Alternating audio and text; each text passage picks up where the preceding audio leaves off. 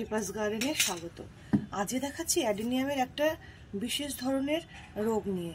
দেখুন গোড়াটা কিরকম পচে গেছে, পুরো গাছটা ভালো, এখানটা শক্ত, ঠিক এখানটা কালারটাও চেঞ্জ, প্লাস একদম নরম হয়ে গেছে একদম এই পর্যন্ত। এই গাছটাকে বাঁচাতে হলে আমাকে কি করতে হবে, পুরো এখান থেকে যেখান থেকে পচেছে সেখান থেকে আমি কেটে ফেলবো। দেখুন ভেতরটাও পচে গেছে, এই যতক্ষণ পর্যন্ত সাদা অংশ না বেরোচ্ছে ততক্ষণ পর্যন্ত আমাকে কাটতে হবে। অনেক সময় জল বেশি জন্য এরকম রুট রট হয় বা ফাঙ্গাল ইনফেকশন হলে গোড়ায় এরকম বোঝাই যায় না, গাছটা এরকম পচতে থাকে।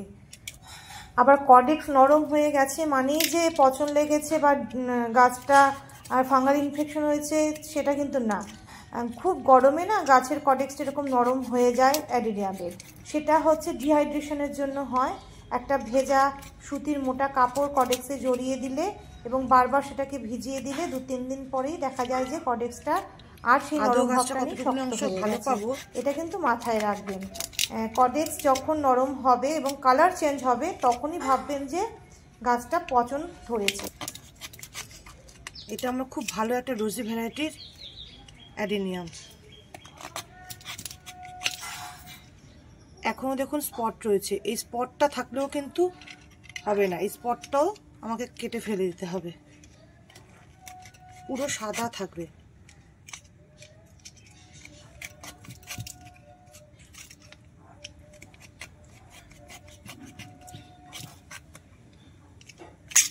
মনে হচ্ছে এই গাছটার কিছুই আর ভালো পাবো না।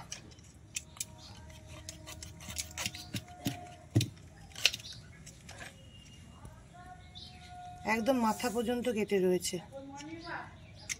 এবার দেখি এই অংশটুকুনি, কাটার থেকে দুটো অংশ বেরিয়েছে তো, এই অংশটুকুকে বাঁচাতে পারি কিনা।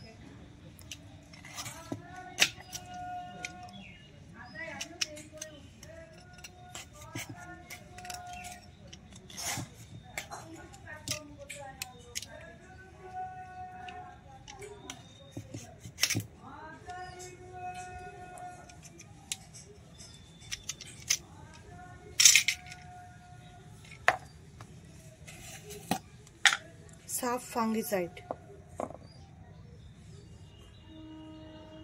ভালো করে মোটা করে প্রলেপ দিয়ে দিতে হবে।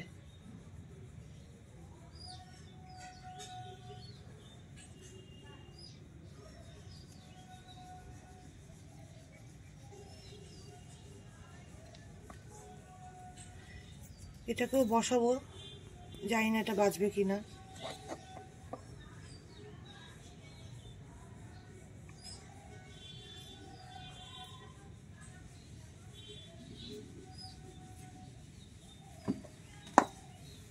কি দিয়ে বসাবো, এই যে লাল বালি নিয়েছি, সিন্ডার নিয়েছি, ভার্মি নিয়েছি আর মাটি নিয়েছি।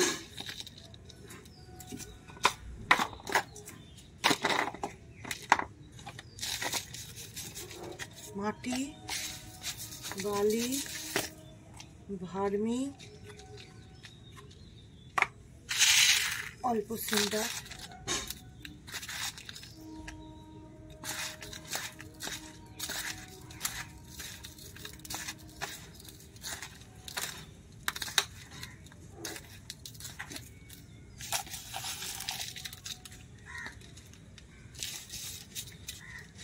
পুরোটা মাটি দিয়ে দিলাম আর একটু বালি দিয়ে দিলাম,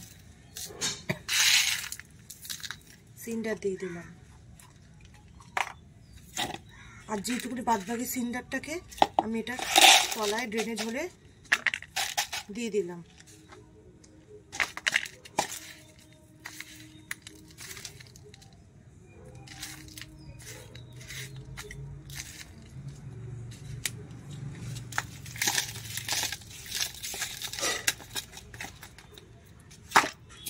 এই যে শোলা নিয়েছি, এইটার একটা ভূমিকা আছে।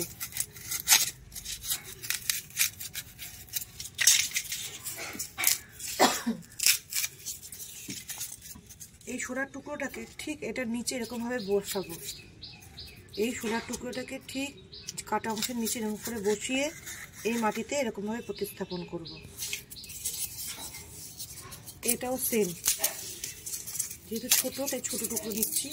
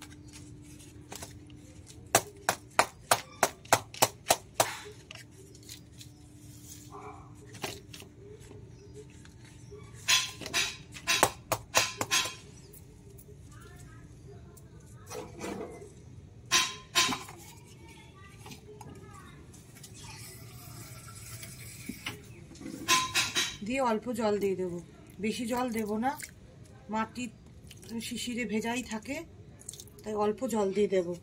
এবার এই জলটা না শুকানো পর্যন্ত আমি কিন্তু জল দেব না, আর সেমি শেডি এরিয়ায় রেখে দেব, উজ্জ্বল আলো পায় এমন জায়গায়। পরে আপনাদের আপডেট দেবো যে গাছটার কি পরিণতি হলো। টাটা বন্ধুরা।